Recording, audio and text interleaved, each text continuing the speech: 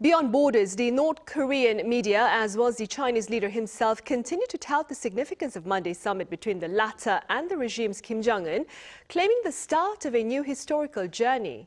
Our senior correspondent Oh Soo-young reports.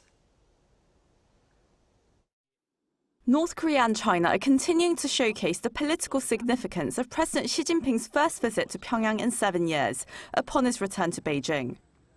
On Wednesday, North Korean state media devoted extensive coverage to the visit, with the ruling Workers' Party newspaper Rodong Sinmun filling 4 of its 6 pages with stories and photographs from the final day of Xi's trip. Across the top of its front page, the newspaper carried the slogan that the history and tradition of their bilateral friendship are eternally immortal. The message echoed the tone struck by Xi himself.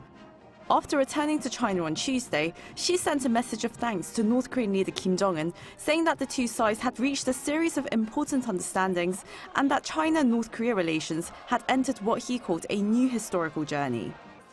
The visit produced a lengthy joint statement committing both sides to expanding strategic communication, practical cooperation and high-level exchanges.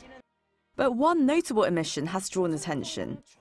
Despite discussions on regional affairs and security, neither side publicly mentioned denuclearization, Korean Peninsula issues, or North Korea's nuclear program.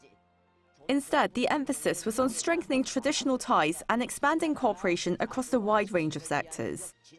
Particular attention has focused on language, calling for increased exchanges between the two militaries.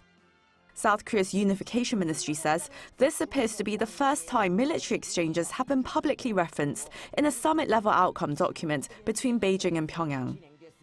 I imagine military cooperation between China and North Korea will, as with all military cooperation, start incrementally. Something about, for example, cooperation on joint ammunition and logistical support component parts, joint development, for example, as a way for China to pursue some degree of technology transfer to the North Korean side.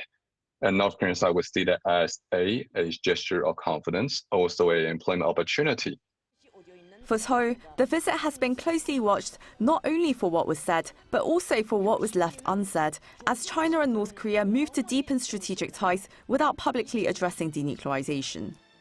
Oh Soo-young, Arirang News.